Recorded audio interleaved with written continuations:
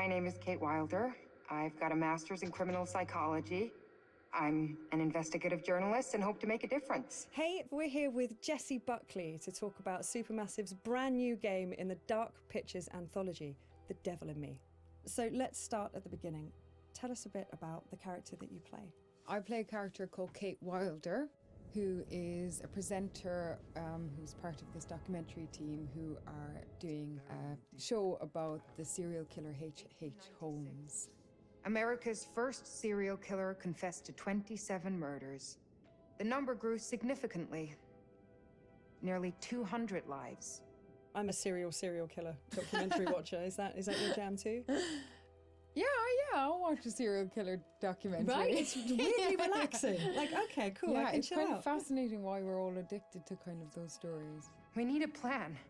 Forget his games, traps, all that bullshit. Think about the killers we've covered. There's always a weakness. I'm not playing detective, I just want to survive. Playing detective is how we survive. So what interested you in the role of Kate? Well, to be honest, I've never played a video game in my life, and I had no idea what the hell the world was. Oh, wow. Okay. So that was firstly why I kind of was like, oh yeah, that sounds new and fun. And yeah, and then I read the script and talked to Alita, who's our director, and it just seemed like a really lovely thing to be part of and something new and fun. And I can't believe how they create this world. And action. You know, usually I just get a script and it's like 70 to 100 pages long, but there's like 300 pages in one script. It's unbelievable. So as you kind of mentioned, the game has multiple branching paths, so your character could end up in any number of situations. What's it like to film a scene, multiple times with different endings? What I've found is like you can only be in whatever strand you're in at that time and figure out the emotion of it at that moment, because then you can offer up something completely different when you go into a different strand. And it's a very immediate experience, which I guess is also what a player will feel when they're doing it as well. So I just kind of try and keep my head in where we are right there at that moment. And if I was trying to think of what was happening in the other strand, it would be a disaster. It must be really hard, yeah, because you kind of have this mapping, I suppose, in your brain of what the outcomes could be, and then just trying to stay in that moment. It's very interesting stuff. So many things can happen to characters in the Dark Pictures anthologies. How do you make sure that Kate is always Kate, no matter what she's kind of faced with?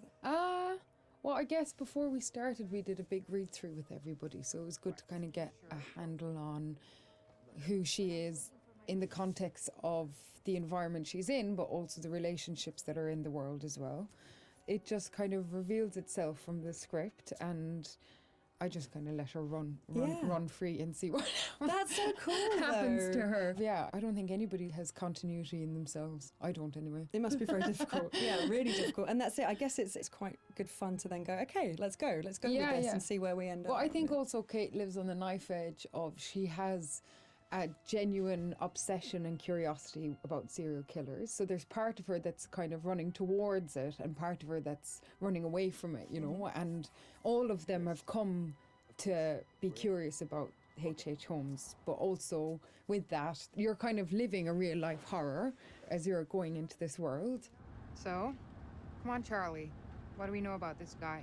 And everybody's fantastic, and they're all such distinctive people, and they all somehow genuinely feel like a crew, Nice, yeah. You kind of have the kind of riffs. Charlie is thinking. She looks a lot like a temper tantrum. And the new fledgling loves, and then the kind of creeping horror of your life. What are you doing with your life? Sounds very familiar. Yeah, I think I've been there at 3 a.m. What is all of this? Okay, so let's talk about the setting that Kate finds herself in. I've heard something about murder castles. I'd like to know more. So the production company that Kate works for, Lonnet Entertainment, they get a mysterious call from a stranger who says that he's basically made a replica of H.H. Holmes' murder castle. Wicked. And invites them to come and document it because he knows that they're interested in serial killers. And Lonnet Entertainment, which is run by a character called Charlie, is kind of hard up, but only Charlie knows that. And so even though Kate is a bit kind of resistant to go because it just feels like another kind of fuddy-duddy thing, they agree to go to this island as one last kind of hurrah. It sounds like absolutely nothing awful is going to happen. It sounds like a perfect setup. I'm going to have a cup of tea. Delightful. Yeah, lovely island. Very nice. Look! Years are the wine that fill the cup of time. So in the game, you've got quite a limited inventory. Which items would you take into the house if you could take anything? I'd probably take, like, I think, look, all these mad people are just in need of a hug. So I'd probably take a bottle of wine and just be like, mate, let's just sit down, have a glass of wine, talk about what's going on here. Get Charlie's fags. Come here. Have Let's a just fag. calm Let's down. just calm down. That's my weapon of choice. I'd kill him with kindness. Well, you could at least start with the wine, and if that doesn't work, you've got the bottle. So I mean, it's perfect. You're done. You're done. And if not, I could just drink it myself and have a lovely time. Some kind of belt with 3 or 4 of them attached. Off you go. It's all going to be fine. And if it's not fine, you're not going to know about it. Yeah. Done. Perfect. Good choice. Think it's okay if we pour some wine? God, please do. So you've mentioned the chase scene with the other girls. Was that fun? That genuinely was fun to be running and scared and all of that? Yeah, it's always fun. I mean, I think everything's kind of fun. So thank God it's not something that happens regularly in your real life. So when you get to be part of something where it's super heightened and surprising and otherworldly things can happen, and you've got these 2 excellent kind of birds beside you who are like fighting off the demons, and you're genuinely scared and you're kind of doing it together, it's it's brilliant. Move your ass! Go! I've been around mocap. I've seen mocap. It fascinates me. What was that like? And more so, what's it going to be like to see your face in a video game? To wear a mocap is like, I mean, you just feel like you've got a huge nose because you've got this cycling helmet on, but then it has a huge beak at the end where there's a camera. And sometimes when they're putting it on, you can see the other actors already kind of lined up, and it's very close. It's very scary. No! You're gonna kill me! But yeah, I think it'll be super interesting. I don't know, maybe I'll look a bit better. They'll doctor me off or something. Kate's just a better version of me.